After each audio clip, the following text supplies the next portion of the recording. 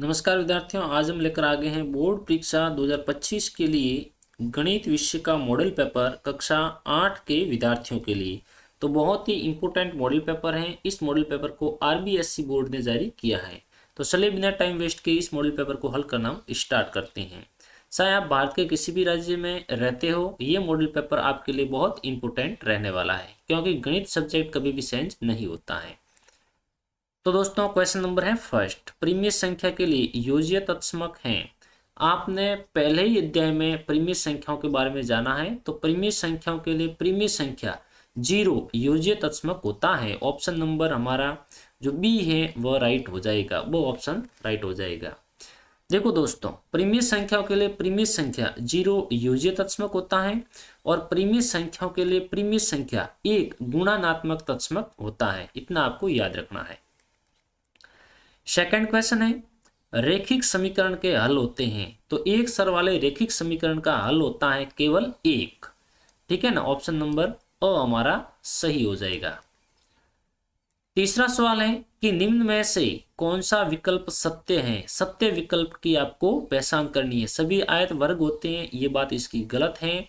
सभी वर्ग समांतर चतुर्भुज नहीं होते हैं, ये भी बात इसकी गलत है, क्योंकि इसने पहले से ही मना किया हुआ है। सभी वर्ग समलंब चतुर्भुज होते हैं, ये ऑप्शन राइट हो जाएगा। जितने भी वर्ग होते हैं उसे हम समलंब चतुर्भुज कह सकते हैं। बाकी सभी पतंग हैं उसे सम चतुर्भुज हम नहीं कह सकते। उसके बाद में चौथा क्वेश्चन हमारा रहेगा कि निम्न में से कौन सी संख्या पूर्ण वर्ग संख्या है।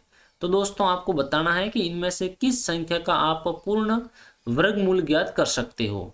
1057, इसका इकाई अंक 7 है, इसका वर्गमूल आप पूर्ण संख्या में नहीं ज्ञात कर सकते। यानी आपको पता ही होगा, जिस संख्या का इकाई अंक 7, 8 या 3 होता है वह पूर्ण वर्ग संख्या नहीं होती है, और जिस संख्या का इकाई अंक 1 होता है वह तो पूर्ण वर्ग संख्या हो सकती है। तो ऑप्शन नंबर द हमारा राइट हो जाएगा, और इसका वर्गमूल भी हमारे होता है 41। ओके, नेक्स्ट क्वेश्चन है हमारा, निम्न में से सबसे छोटी हार्डी रामानुजन संख्या है। तो सबसे छोटी रामानुजन हार्डी संख्या है वह है हमारे 1729, 1729। ठीक है, नेक्स्ट क्वेश्चन है हमारा छठा, 5 मीटर का 10 किलोमीटर से अनुपात है। तो 5 मीटर का अनुपात आपको किससे ज्ञात करना है? 10 किलोमीटर से। तो दोस्तों 1 किलोमीटर में 1000 मीटर होते हैं, तो 10 किलोमीटर में कितने मीटर हो जाएंगे? 10,000। कितने हो जाएंगे? 10,000। सेम संख्या से इसको काट देंगे। 5 का भाग 5 में गया 1 टाइम, अनुपात 5 का भाग 10 में जाता है 2 बार, और 000 का 000, 1:2000। कौन सा ऑप्शन राइट हो जाएगा? ऑप्शन ब इज द करेक्ट आंसर। दोस्तों आप इस मॉडल पेपर की और हमने अलग से 10 मॉडल पेपर तैयार किए हैं। यदि आप उनकी भी पीडीएफ, लाइव क्लास है, फ्री ट्यूशन पढ़ना चाहते हैं तो अभी जाकर आप हमारे इस यूट्यूब चैनल को ज्वाइन कर लीजिए। ज्वाइनिंग फीस मात्र 29 रुपीज़ है, जिसमें आपको पूरा कोर्स आपको रिवीजन करवाया जाएगा। लाइव क्लासों के साथ में आप क्वेश्चन आंसर कर सकते हैं, और आपके क्वेश्चन आंसर आपके जो भी क्वेश्चन होंगे उनका उत्तर आपको बहुत जल्द दिया जाएगा। और आप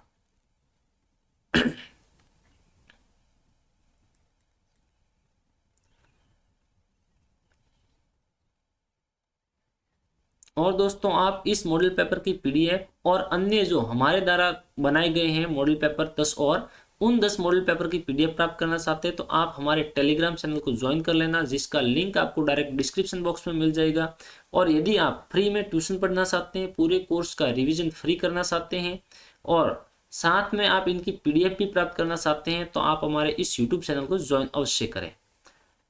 अब हमारा क्वेश्चन नंबर है 7, -4p और 7p का गुणनफल है, इसका गुणा करने पर आंसर क्या हो जाएगा? तो देखो ये एक माइनस की संख्या, एक प्लस की संख्या है, तो आंसर तो आएगा माइनस में। ये तो हो गया क्लियर। अब 4 है वो 7 से गुणा करेगा तो 4 7 28 है ना, और p से गुणा करेगा तो क्या हो जाएगा? p square, -28p square. कौन सा ऑप्शन राइट हो जाएगा? स ऑप्शन राइट हो जाएगा। नेक्स्ट 8वां क्वेश्चन है, -4 की घात है -2 का मान होगा। तो देखो यहाँ पर इसको हम सॉल्व कर देते हैं। -4 की घात कितनी है? -2। तो पहले तो माइनस की 2 घात यानी माइनस की घात को प्लस में करेंगे। इसके लिए जो हमारे पास संख्या रहती है आधार के रूप में, उसका व्युत्क्रम करते हैं। -4 का व्युत्क्रम होता है 1/-4। ओके, अब इसका हमें क्या करना है, स्क्वायर। तो यहाँ पर इसकी घात 2 है, तो अब वो माइनस की थी, अब इसकी घात प्लस में हो गई है। ठीक है, कोई भी संख्या का व्युत्क्रम करने पर उसकी घात है वो चेंज हो जाती है, माइनस की है तो प्लस में कन्वर्ट हो जाती है। अब हम क्या करेंगे, 1 का स्क्वायर तो हमारे 1 हो जाएगा, 1 का स्क्वायर 1 हो जाएगा, और 4 का स्क्वायर हो जाएगा 16। ठीक है, प्लस के 16, क्योंकि -4 इंटू -4 हो जाएगा, 2 घात है तो माइनस माइनस से गुणा करके प्लस हो जाएगा, तो आंसर हमारा द राइट हो जाएगा 1/16। नेक्स्ट सवाल है हमारे अति लघुत्रात्मक प्रश्न है जो 9 से 12 तक का दिए गए हैं। तो 9वां क्वेश्चन हमारा है कि -4/5 इंटू 3/7 का मान ज्ञात कीजिए। एक माइनस है एक प्लस है, तो आंसर माइनस में मिलेगा। यहाँ पर सॉल्व करना है हमें। तो यहाँ पर हम लिख देंगे -4/5 मल्टीप्लाई 3/7 इज इक्वल टू, 4 ने 3 से गुणा किया तो 4×3 = 12 हो गया, अपॉन 5 ने 7 से गुणा किया तो 7×5 = 35 हो गया। ठीक है, ये माइनस एक प्लस, तो आंसर आएगा माइनस में, ये हमारा आंसर हो जाएगा। ठीक है, नेक्स्ट क्वेश्चन है समीकरण 4x + 3 = 6 + 2x को हल कीजिए। तो समीकरण है हमारा 4x + 3 = 6 + 2x। पक्षांतरण करेंगे, 4x का 4x बराबर में यहाँ पर हम यहाँ का निशान लगाते हैं समीकरण शुरू करने से पहले। 4x इधर 2x प्लस के इधर आए तो माइनस के 2x हो गए, = पहले से हमारे 6 हैं, इधर प्लस के 3 उधर गए तो माइनस के 3 हो गए। 4x में से 2x जाते हैं तो पीछे हमारे रह जाते हैं 2x, किसके, प्लस के, = हमारे रह जाएगा 6 में से 3 गए, पीछे रह गए 3। हमें मान चाहिए x का, तो x = हमारे हो जाएगा, पहले से 3 इधर हैं, ये 2x से मल्टीप्लाई कर रहा है, तो पक्षांतरण करने पर ये जाएगा डिवाइड में, 3/2 x का मान आ जाएगा। ओके, एक बार मैं चेक कर लेता हूँ आपको सही ढंग से दिख रहा है या नहीं दिख रहा है। ओके, आपको सही ढंग से दिख रहा है। नेक्स्ट क्वेश्चन है हमारा कि मानवी एक घनाभ बनाती है जिसकी भुजाएं 5 सेमी, 2 सेमी और 5 सेमी है। एक घन बनाने के लिए ऐसे कितने घनाभों की आवश्यकता होगी। तो दोस्तों ये हमारे घनाभ दिया गया है जिसकी एक भुजा हमारे दी गई है 5, दूसरी दी गई है 2, तीसरी दी गई है वापस से 5। हमें इससे क्या बनाना है, इन घनाभ से घन बनाना है। ठीक है, तो ऐसे और कितने घनाभों की आवश्यकता पड़ेगी। तो हम क्या करेंगे दोस्तों कि इस संख्या को हम एक पूर्ण घन संख्या बनाएंगे। पूर्ण घन संख्या बनाने के लिए कोई भी संख्या उसके 3-3 के पैर होने चाहिए। तो 5 तो 2 बार ऑलरेडी दिए गए हैं, कितने 5 की कमी पड़ रही, एक 5 की कमी पड़ रही है, और मल्टीप्लाई कर देंगे, 2 1 दिया हुआ है, कितने और 2 की आवश्यकता पड़ रही, 2 और 2 की आवश्यकता पड़ रही है, क्योंकि घन बनाने के लिए हमारे 3-3 के पैर होने आवश्यक होते हैं। अब हम इनको मल्टीप्लाई करते हैं तो 2 दूनी 4, 4 को 5 से गुणा करेंगे तो 4 × 5 = 20। कितने घनाभों की आवश्यकता पड़ेगी, 20 की। कितने, 20 घनाभ। सही है, ठीक है। नेक्स्ट क्वेश्चन है हमारा, कोई वस्तु 18% की जीएसटी सम्मिलित करने के बाद 1239 में खरीदी गई, तो जीएसटी जोड़ने से पहले उस वस्तु का मूल्य ज्ञात कीजिए। तो जीएसटी यानी कर सहित वस्तु दी गई है और आपको उसका कर रहित मूल्य ज्ञात करना है, तो उसका फॉर्मूला होता है हमारे, फॉर्मूला क्या रहता है,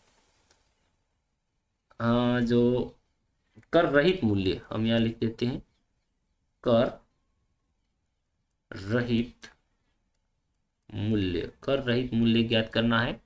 तो हम यहाँ पर लिखेंगे 100/100 प्लस जो रेट होती है जीएसटी परसेंटेज, ठीक है ना, और मल्टीप्लाई हमें करना होता है जो क्रय मूल्य होता है, वह क्रय मूल्य यानी कर सहित मूल्य। तो इसके अकॉर्डिंग हम ज्ञात करेंगे। तो 100 के तो 100/100 प्लस जीएसटी, इसने 18% दी गई है, तो 100 + 18 कितने हो जाते हैं, 118 हो जाते हैं ना, 118 इंटू हम कर देंगे, क्रय मूल्य दिया गया था हमारे यहाँ पर दिया गया है 1239। यहाँ पर हम इसको सॉल्व करेंगे तो ये हो जाता है आगे हमारे, कितना होता है, यहाँ पर हल करते हैं, 123900 मल्टीप्लाई करने पर, ये दोनों आपस में मल्टीप्लाई और बट्टे में 118, 118 का इसमें हम भाग देते तो आंसर में प्राप्त होता है 1050। तो जीएसटी लगाने से पहले उसका मूल्य था वो कितना था, 1050 रुपये था। अब हमारे आ रहे हैं लघुत्रात्मक प्रश्न। तो यहाँ पर हमारे पहला क्वेश्चन दिया गया है, इस क्वेश्चन दिख रहा है नहीं दिख रहा है, ऑलरेडी सही ढंग से दिख रहा है। दोस्तों वीडियो अच्छा लगे तो वीडियो को लाइक करें, चैनल को सब्सक्राइब अवश्य करें। ए की घात एम भाग ए की घात एन इज इक्वल टू ए की घात एम प्लस एन। यहाँ पर सत्य असत्य बताना है।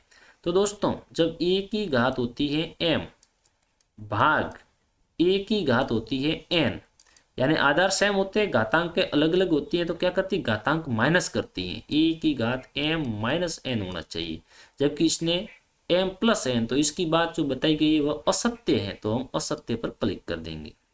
नेक्स्ट है 2 की घात -3 इज इक्वल टू 1/8। तो देखो 2 की घात है -3, पहले इस माइनस की घात को प्लस में कन्वर्ट करेंगे तो ये हो जाएगा इसका व्युत्क्रम 1/2, और -3 घात इसकी थी तो अब ये घात हो गई है प्लस की 3। ठीक है, ये नीचे वाले के लिए, ऊपर अंश में 1 है तो हॉल के रूप में भी आप लगा सकते हो, कोई फर्क नहीं पड़ता है। तो 2 का घन होता है 8, यानी ये हो जाएगा 1/8। तो ये बात इसकी राइट है, तो राइट पर क्लिक करेंगे। ए की घात 0 इज इक्वल टू 1। दोस्तों कोई भी संख्या है उसकी घात यदि 0 है तो उसका मान 1 ही होता है, तो ये बात भी इसकी सत्य है। नेक्स्ट है हमारे 0.0016 का मानक रूप 1.6 इंटू 10 की घात 4 है। तो ये बात इसकी गलत है, क्योंकि यदि ऑलरेडी पॉइंट दिया हुआ है पहले से और उसको मानक रूप में लिख रहे हैं तो उसकी घातें होगी वो माइनस में जाएगी, तो इसकी घात माइनस में नहीं है, पहली बात तो ये गलत हुई। ठीक है, और उसके बाद में यहाँ पर है हमारे 1 और 6 के बीच में पॉइंट है, तो इधर यहाँ पर मान लो यहाँ पर पॉइंट आया है, तो दोनों पॉइंटों के मध्य में अंक कितने, 1 2 3, तो इसकी घात 3 आनी चाहिए थी, यानी ये इसका राइट आंसर हो रहा था 1.6 इंटू 10 की घात -3, जबकि इसने बताया है 1.6 इंटू 10 की घात 4, तो इसकी बात गलत है, तो हम असत्य पर राइट कर देंगे। ओके, नेक्स्ट हमारे 14वां क्वेश्चन है रिक्त स्थानों की पूर्ति कीजिए। तो यहाँ पर एक ठोस का पृष्ठीय क्षेत्रफल उसके फलकों के क्षेत्रफल के योग के खाली जगह होता है, खाली जगह होता है। तो आपको बताना है बराबर या बड़ा, तो फलक को या पृष्ठ को एक ही बात होती है, तो यहाँ पर बराबर आ जाएगा। ठीक है ना, पृष्ठीय क्षेत्रफल उसके फलकों के क्षेत्रफलों के योग के बराबर, के बड़ा तो नहीं हो सकता, के बराबर ही राइट रहेगा, तो होता भी राइट है बराबर। ठीक है, नेक्स्ट क्वेश्चन है हमारा, हाँ, घन का पृष्ठीय क्षेत्रफल खाली जगह होता है। तो घन का पृष्ठीय क्षेत्रफल, पृष्ठ कितने होते हैं, 6 होते हैं, और उसका क्षेत्रफल ज्ञात करना है तो भुजा का स्क्वायर होता है, तो 6 भुजा स्क्वायर, 6l स्क्वायर। ठीक है, यानी 6 भुजा स्क्वायर, ये राइट रहेगा, ये आपको खाली जगह में भरना है। नेक्स्ट, सॉरी ऊपर गया ज्यादा, हाँ, आगे 1 लीटर खाली जगह के बराबर होता है, 1 लीटर है वो 1000 सेमी क्यूब के बराबर होता है, ये वाला इसमें राइट रहेगा। मतलब कोई जैसे उदाहरण के तौर पे मैं यहाँ बना देता हूँ, इस प्रकार से आपके पास एक कोई बर्तन है, ये 10 सेमी है, इसकी चौड़ाई भी 10 सेमी है, और इसकी हाइट की बात करें तो इसकी हाइट भी है आपके 10 सेमी, कितनी कितनी है, 10 सेमी। तो इसके अंदर पूरा पूरा 1 लीटर तरल पदार्थ आएगा। ठीक है, नेक्स्ट है हमारे किसी ठोस द्वारा घेरा गया स्थान, कोई ठोस है और वो स्थान घेरता है तो वो उसका एरिया होता है, क्षेत्रफल होता है। ठीक है, और द्रव द्वारा घेरा गया स्थान आयतन कहलाता है। अब आपको स्तंभ अ को स्तंभ ब से मिलान करना है।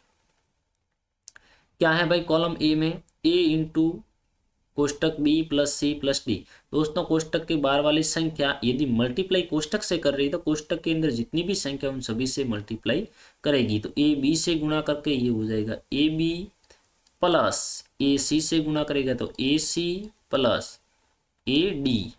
ठीक है, डी से गुणा करेगा तो ये किससे किस में है, ये इसमें है, तो ये इनसे मिलान करेगा, सीधी सी बात है। उसके बाद में x plus y minus 5 into 5xy। अब ये भी ऐसे मल्टीप्लाई कर रहा है, 5xy पहले x से गुणा करेगा तो 5 का तो 5, x से x स्क्वायर और y का y, 5x स्क्वायर y पहले में कहीं है तो ये रहा, इनसे मिलान कर जाएगा। ठीक है, थोड़ा सा आपको दिमाग लगाना, बाकी सब राइट हो जाएगा। नेक्स्ट है हमारे यहाँ पर देखो 4p+1 और कोष्टक बंद, कोष्टक स्टार्ट 0, कोष्टक हटेगा, मल्टीप्लाई बनेगा, और जब कोई भी संख्या 0 से मल्टीप्लाई करेगी तो वह 0 ही बन जाएगी,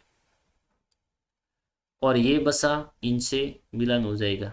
ठीक है, a+b+c और मल्टीप्लाई करना ABC से, तो a²BC फिर ab²c फिर abc² ऐसे हो जाएगा। नेक्स्ट, एक निर्माता कंपनी की विभिन्न वर्षों में की गई बिक्री निम्न आलेख द्वारा दर्शाई गई है। एक आलेख दिया गया है और इस आलेख में आपको दर्शाया गया है। तो आपको इसको देखकर यहाँ पर नीचे यहाँ दिख नहीं रहा है, लेकिन ये आपको ध्यान रखना है, ये 2012 है, ये 2013, ये 14, ये 15 और ये है 16। ठीक है, अब वर्ष 2012 में बिक्री कितनी थी, यहाँ पर वर्ष 2012 है तो बिक्री कितनी थी 4, ये क्या है करोड़ों में है तो 4 करोड़। ठीक है ना, कितनी 4 करोड़, 4 करोड़। और उसके बाद का क्वेश्चन है हमारे वर्ष 2016 में बिक्री कितनी थी, वर्ष 2016 में बिक्री कितनी थी, तो देखो वर्ष 2016 में ये 12, 13, 14, 15, 16, 16 में बिक्री थी 8 करोड़, कितनी थी 8 करोड़ थी, 8 करोड़ इसका आंसर हो जाएगा 8 करोड़। नेक्स्ट है हमारा वर्ष 2012 तथा वर्ष 2013 की बिक्रियों में कितना अंतर है, 12 और 13 में कितना अंतर है, तो ये है 12 में 4, 13 में है 7। ठीक है, यहाँ पर ये आ रहा है, यहाँ पर 7 है। ठीक है, तो 4 और 7 में कितना अंतर है, 7 में से 4 गए 3, तो 3 करोड़ का अंतर है। तो हम यहाँ पर लिख देंगे 3 करोड़, किसमें था तीसरे में 3 करोड़। आगे है सबसे अधिक बिक्री किस वर्ष में हुई है, तो 2015 में। ठीक है ना, क्योंकि 2015 का ही सबसे बड़ा ये ग्राफ बना हुआ ये 10 करोड़ की। ठीक है, किसमें 2015 में, तो यहाँ पर हमारे आ जाएगा 2015 में, 2015 में। ओके, नेक्स्ट है हमारे लघुत्रात्मक प्रश्न, एक पाइथागोरस तरीक ज्ञात कीजिए जिसकी एक सबसे छोटी संख्या 12 है। तो इसका फॉर्मूला होता है हमारे पास 2m और m² + 1 m² - 1। ठीक है, ये फॉर्मूला होता है, m² सबसे पहले भी आता है, फिर m² - 1 और उसके बाद में 2m। अब पहले तो हमें इसका एक पूर्ण संख्या ज्ञात करनी पड़ेगी, तो 2m से स्टार्ट करते हैं, 12 दिया गया है तो हम यहाँ पर ज्ञात करेंगे 2m = 12। m का वैल्यू हमें प्राप्त हो जाएगा, m = 12/6, सॉरी 2, तो 2 का भाग 12 में जाता है 6 बार, तो m की वैल्यू हमारे पास आ गई 6। ठीक है, m की वैल्यू हमें मिली। अब ये वाला फॉर्मूला यूज हो चुका है तो इसको हम यूज करेंगे, अब इन दोनों फॉर्मूलों को यूज करेंगे। तो m² + 1, तो m का वैल्यू हमारे आई है 6, 6 का स्क्वायर होता है बच्चों 36, 36 + 1 = 37। उसके बाद में हम यूज करेंगे m² - 1 वाला फॉर्मूला, तो m² यानी m का मत वैल्यू आई थी 6, तो 6 का स्क्वायर हमारे हो गया 36 - 1 = हो गई 35। अब एक संख्या सबसे छोटी दी गई थी हमारे 12, दूसरी हमें मिली है इससे बड़ी 35 और उससे बड़ी मिली है 37। ठीक है, ये पाइथागोरस ट्रिक है। ठीक है, उसके बाद में है कि एक टीवी 21,000 में खरीदा गया, एक वर्ष पश्चात टीवी के मूल्य में 5% अवमूल्यन हो गया, मतलब घाटा हो गया। एक वर्ष पश्चात टीवी का मूल्य ज्ञात कीजिए, तो एक वर्ष के बाद में ज्ञात करना है, तो एक वर्ष में कितना नुकसान हुआ है 5% का, कितने के पीछे 21,000 के। मैं फटाफट से समझाता हूँ, आपको थोड़ा व्यवस्थित लिखना होगा एग्जाम में कि दिया गया है ज्ञात करना, इतना क्रय मूल्य, इतना विक्रय मूल्य, इतना प्रतिशत, है ना।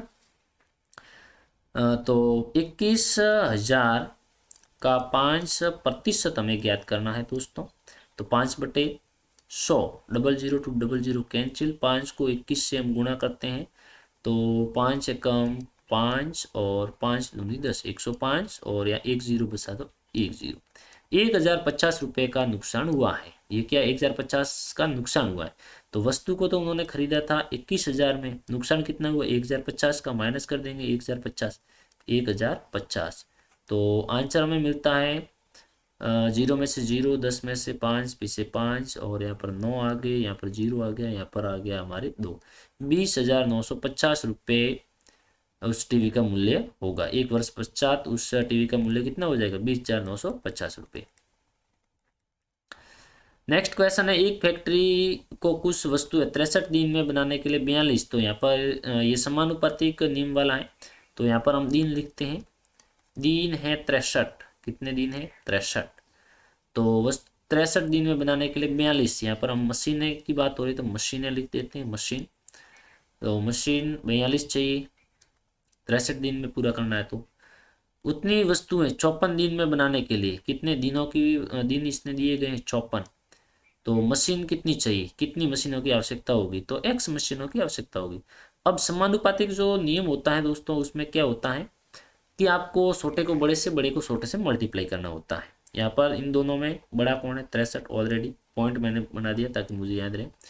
अब 42 मशीनें 63 दिन में काम करती है, तो 42 से ज़्यादा मशीनें होगी तभी तो काम 54 दिन में होगा, कम समय में पूरा होगा। तो इन दोनों में बड़ा ये x है।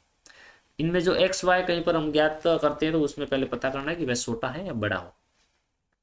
अब छोटे को बड़े से, बड़े को छोटे से गुणा करना है, तो यहाँ पर हमारे हो जाएगा मल्टीप्लाई कर देंगे। एक्स को 54 से गुणा करते तो 54x हो जाएगा, इज इक्वल टू हमारे हो जाएगा समानुपातिक 63 इंटू 42, 63 इंटू 42। हमें किसकी वैल्यू चाहिए? एक्स की, तो एक्स को यहीं पर छोड़ो, 63 इंटू 42 अपॉन 54, एक्स से मल्टीप्लाई कर रहा है तो डिवाइड में जाएगा 54। अब कुछ करते हैं तो काट देते हैं, तो यहाँ पर हमारे ये भाग जा रहा है 21 बार, और यहाँ पर जा रहा है हमारे भाग 2 का भाग जा रहा है पहले 2 बार, फिर 7 बार, 27 बार जा रहा है। अब दोनों में किसका भाग जा रहा है? 3 का। 3 का भाग इसमें जा रहा है 7 या 21, और इसमें जा रहा है 9 बार। अब देखो यहाँ पर मैं लिख देता हूँ 63 इंटू 7/9।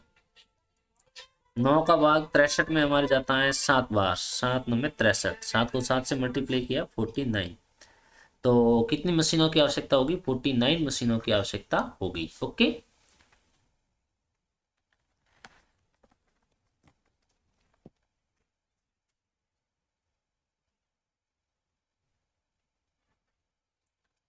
हाँ नेक्स्ट क्वेश्चन पर हम चलते हैं।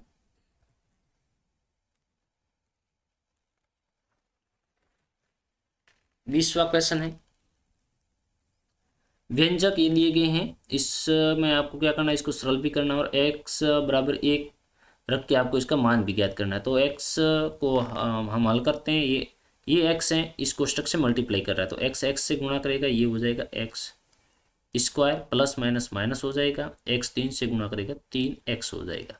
अब कोष्टक तो हल हो गया, पीछे +2 है। अब x के स्थान पर हमें 1 रखना है, तो यहाँ पर x के स्थान पर हमने 1 रखा, 1 का स्क्वायर 1 ही हो जाएगा, माइनस 3 का 3 इंटू एक्स की वैल्यू 1 है, +2। अब 1 का 1 -3 ने 1 से गुणा किया 3 हो गया, +2 हो गया। अब देखो प्लस की संख्या हमारे पास 2 है, 2 और 1 3 है ना, और माइनस के 3, यानी इज इक्वल टू हमारे क्या हो रहा है? यह समीकरण हल कर रहे हैं, ये वाला निशान अवश्य लगाए, तो ये हो रहा है हमारे 3 - 3 इज इक्वल टू 0। ओके, आगे है, एक भवन में 22 बेलनाकार खंबे, प्रत्येक खंबे की त्रिज्या 21 सेमी और ऊंचाई 6 मीटर है। 21 सेमी और ऊंचाई 6 मीटर है, ठीक है। आपको नहीं दिख रहा, मैं दिखा देता हूं। ₹8 प्रति वर्ग की दर से सभी खंबे के वक्र पृष्ठीय क्षेत्रफल पर पेंट कराने का व्यय ज्ञात कीजिए। अब एक भवन में बेलनाकार 22 खंबे हैं, उसकी त्रिज्या कितनी है? 21 सेमी है, ऊंचाई कितनी? 6 मीटर है। तो देखो हमें आयतन क्षेत्रफल ज्ञात करना है, तो वो दोनों ही सेम पोजीशन में होना चाहिए, या तो दोनों सेमी में, दोनों मीटर में, ऐसे होना चाहिए। तो पहले तो हम बेलन का वक्र पृष्ठीय क्षेत्रफल ज्ञात करने का फॉर्मूला लगाएंगे, 2πr/h, ये वक्र पृष्ठीय क्षेत्रफल ज्ञात करने का सूत्र है। अब 2 का तो 2 इंटू पाई का मतलब हमारे होता है 22/7 इंटू आर का मतलब त्रिज्या 21 है और 21 सेमी है, और ये मीटर में, देखो इसको थोड़ा बाद में सही करते हैं, ये 6 मीटर है। अब इसको भी मीटर में कर देते हैं, तो कोई भी सेमी को मीटर में बदलने के लिए हम किसका भाग देते हैं? 100 का भाग देते हैं, इसके बट्टे में 100 लिख देते हैं। ओके, अब 7 का भाग 21 में हमारे कितनी बार गया?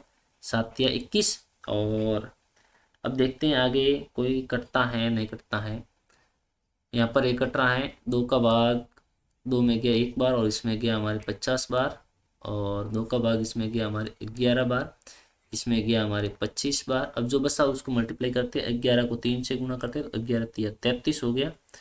33 इंटू से अपॉन में रहते हैं हमारे 25। ओके, अब 37 18, 18 का 8 हासिल का गया 1, 37 18 और 1 19 अपॉन 25। अब 25 का इसमें हम भाग दे देते हैं, तो भाग देने पर आंसर कितना आता है प्राप्त कर लेते हैं। तो 25 का भाग हमारे जा रहा है 7 बार, 7 बार जाएगा तो आ जाएगा 175, 175। और पीछे हमारे बच रहे हैं 2 माइनस हो गए तो 23। कितने बच रहे हैं? 23, 23 बच रहे हैं। पॉइंट लगा दिया यहाँ पर, या 0 हो जाएगा। अब 25 का भाग हमारे जाने वाला है इसमें,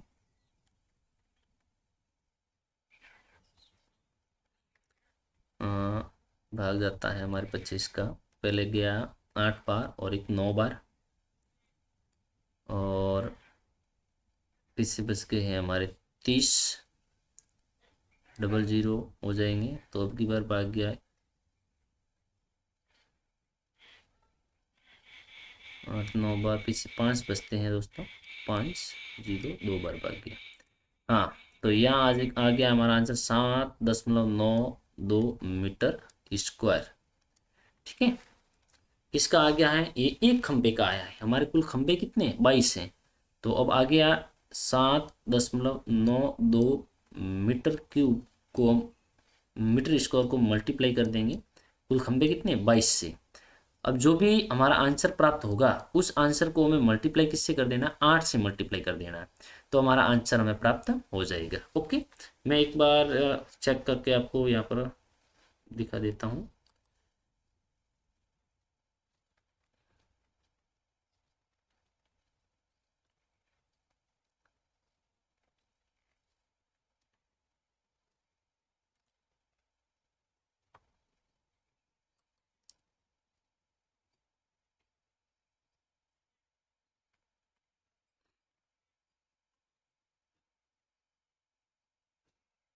थोड़े से आप रुकना, मैंने कैलकुलेटर पास में ओपन किया है।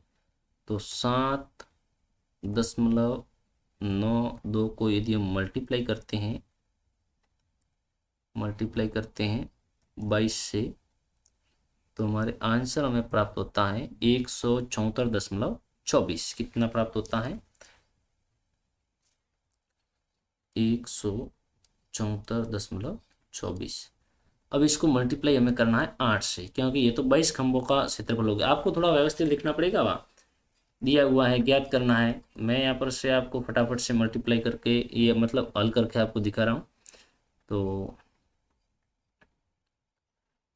नेक्स्ट हमें मल्टीप्लाई करना है 8 से, 8 से इक्वल टू 1393, 1393.92, 1393.92, ये हमारे हो जाएगा इसका आंसर। ओके, नेक्स्ट हम क्वेश्चन को हल करते हैं। नेक्स्ट क्वेश्चन है हमारा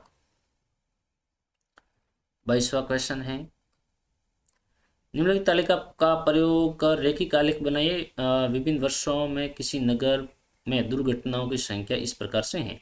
तो आपको आलेख बनाना है। आलेख बनाने के लिए ये एक्स रहता है, ये एक्स अक्ष पर जाएगा, ये वाई अक्ष पर जाएगा। मैं यहाँ से आपको सिंपल रूप से थोड़ा सा समझा देता हूँ। फॉर एग्जांपल यहीं पर मैं ये बनाना शुरू कर देता हूँ। ये एक्स हो गया, ये हमारा हो जाएगा वाई।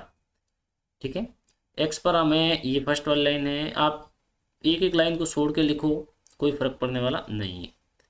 आप एक लाइन को छोड़ के लिखो या 2 लाइनों को छोड़ के लिखो। तो यहाँ पर हमारे एक्स आ जाएगा, ये 2013 आ जाएगा, यहाँ पर आ जाएगा 2014, यहाँ पर फिर 1 2, यहाँ पर 2014 के बाद में 13 14 15, और यहाँ पर हमारे आ जाएगा 2016। यहाँ पर पैमाना हमें रखना है, पैमाना 80 100 120 ऐसे हैं। तो आप पैमाना मेरे ख्याल से आप 20 20 का रखोगे तो आ जाएगा 15 तक, 7 लाइनें हो जाएगी। यहाँ पर भी आपको एक एक लाइन में आपको थोड़ा व्यवस्थित ढंग से लिखना है। यहाँ पर मैं ऐसे ऑलरेडी आपको बता रहा हूँ। तो यहाँ पर 20, 40, 60, 80, 100, 120, 146 और उसके ऊपर 160 हो जाएगा। ओके, अब यहाँ पर हमारे 2013 में कितना था 80, तो 80 की सीट तक हमें जाना है। 80 कहाँ है, यहाँ पर रेखीय आलेख बनाना है, ऐसे पॉइंट बना देना है आपको। और 2014 में था 100, तो 100 के सीट में जाना है और ऐसे पॉइंट बना देना है, एकदम रेखीय आलेख बनेगा सीधा। उसके बाद में 2015 में 150, तो 150 यहाँ पर हो रहे हैं। ओके, और उसके बाद में 2016 में है 120, तो 120 कहाँ पर है, यहाँ पर है 2016 में 120 ये। अब इसको मिला देना ऐसे, ये एकदम रेखाएं बनेगी। ठीक है, यह पैमाना आपको यहाँ पर लिख देना। पैमाना आपने एक्स पर क्या लिखा है, वाई एक्स पर क्या लिखा है, ये थोड़ा लिख देना व्यवस्थित ढंग से। अब नेक्स्ट क्वेश्चन की तरफ हम चलते हैं। नेक्स्ट क्वेश्चन है हमारा निम्नात्मक प्रश्न है। ये एक खेल दिवस के दिन एक किसी दुकान में कुछ वस्तुओं की बिक्री हुई है, रुपए में नीचे दी गई है पाई चार्ट में। तो बताना है आपको, इसका क्या करना है, आंकड़ों का एक पाई चार्ट बनाना। तो पाई चार्ट बनाने के लिए हाँ, यहाँ पर मैं बना के आपको दिखाता हूँ। फॉर एग्जाम्पल इस प्रकार से ये पहले आप वृत्त बना दोगे और एक त्रिज्या खींच दोगे। अब ये 3200 है, ये क्या है, क्रिकेट बैट है, वो 3200 बिके हैं। तो यदि हमें पाई चार्ट में दर्शाना है तो मल्टीप्लाई 360 से करना पड़ता है।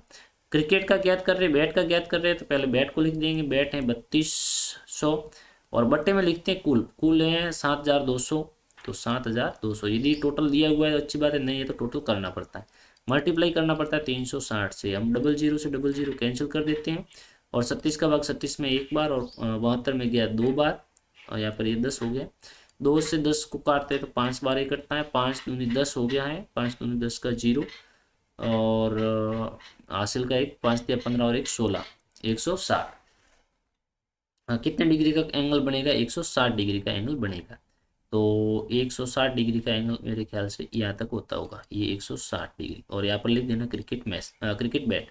उसके बाद में आपके हैं मान लो वॉलीबॉल का, तो वॉलीबॉल का भी इसी प्रकार से ज्ञात करना, मैं यहीं पर ज्ञात कर देता हूँ। वॉलीबॉल है हमारे 800, तो 800 अपॉन 7 2 00 मल्टीप्लाई 360, 00 से 00 कैंसिल कर दिए और यहाँ पर ये भाग जाता है 10 बार और कोई कटता है तो हम देखते हैं, ये 5 बार कटा और 5 8 5 46, यहाँ पर हमारा ये एंगल बन रहा है 40 डिग्री का। तो यहाँ पर अब की बार संधा रख के आपको निकालना है, तो 40 डिग्री का ख्याल से इतना बनता होगा, ये 40 डिग्री का। फिर ये 16 है तो ये 60 डिग्री का बनेगा और उसके बाद में 12 है तो ये आपके बनेगा 12 के लिए ये 60 डिग्री का बनेगा, ये आपके 80 डिग्री का है, 60 का नहीं 80 का, ये 60 का। और उसके बाद में 400 है वो आपके बनेगा 20 डिग्री का। तो इस प्रकार से आपको ज्ञात कर लेना है। इस प्रकार से आपको थोड़ा व्यवस्थित लिखना पड़ेगा।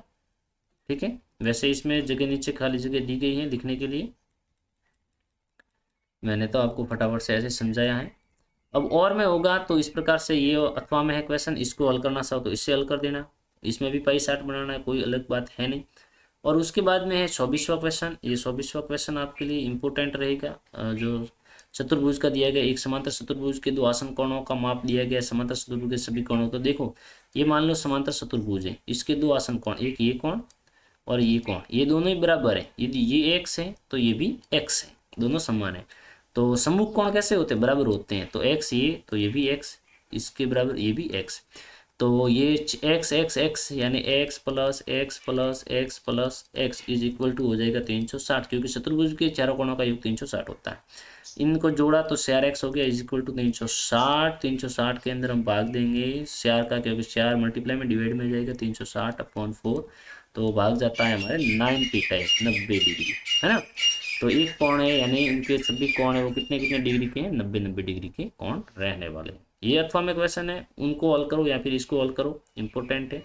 वैसे इनके ऊपर अलग से मैंने छोटे छोटे वीडियो बनाए हुए हैं, शायद डिस्क्रिप्शन बॉक्स में आपको लिंक मिल जाएगा, उनको जाकर एक बार अवश्य देखें। और 25वां क्वेश्चन जिसमें आपको बीजीय व्यंजकों के गुणनखंड करने पड़ेंगे, ये बहुत ही इंपॉर्टेंट है, इनको याद कर लेना। गुणनखंड वाले प्रश्नावली से ये अथवा में रहेंगे, दोनों में से आपको कोई भी करने हैं, वो ऊपर वाले 4 करो या फिर ये 4 करो। तो इस प्रकार से ये हमारा मॉडल पेपर था। आशा करते हैं ये मॉडल पेपर आपको बहुत अच्छा लगा होगा। यदि अच्छा लगा तो वीडियो को लाइक करें और चैनल को सब्सक्राइब करना बिल्कुल ना भूलें। अब हम मिलेंगे किसी और वीडियो में, तब तक के लिए आप सभी को हमारी तरफ से जय हिंद, वंदे मातरम।